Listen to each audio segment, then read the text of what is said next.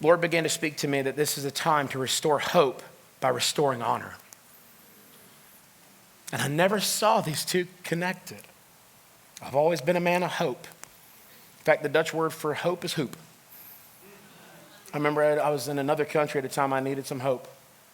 And a person from Denmark sent me a Facebook message and they said, you know, our word for hope is hoop. And we just felt like God wanted to say that you're a man of hope. And it says in Romans 15:13 that God, my God, may the God of hope fill you. Fill you. Say, fill me. No, I said, fill me. Fill you. Fill me. Say, fill me and fill you. May God fill us with all joy and peace in believing. He didn't say just a little joy. He didn't just say enough peace. May the God of hope fill you with all joy and peace in believing that you may abound, may overflow in hope, with hope, by the Holy Spirit. And I believe that Holy Spirit is in the business of causing us to abound with hope, causing hearts to be so filled with hope that they overflow. This is a time to restore hope by restoring honor. And I asked the Lord when he spoke that to me, he said, this is a time to restore hope for your future by restoring honor in your families.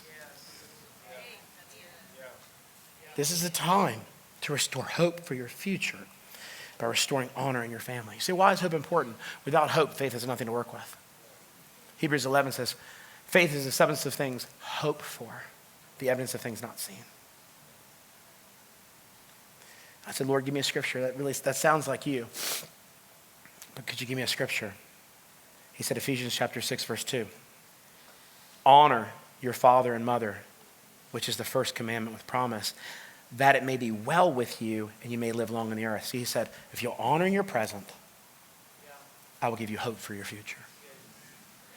And I want to tell you, this whole word about the prodigals is connected to honor and hope. The hope for your house is connected to the honor for your family.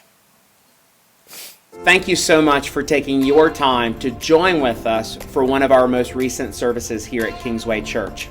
Again, we pray that you enjoyed your time viewing this video, and we invite you, if you're watching this on YouTube, click the subscribe button so you can stay up to date on newly uploaded content. If you're watching this on one of our social media platforms, we encourage you to like and share this video with your friends. And if you're watching on our website, kingswayal.com, we ask that you send us an email at info@kingswayal.com. Let us know where you're watching from and how this service impacted you. We bless you.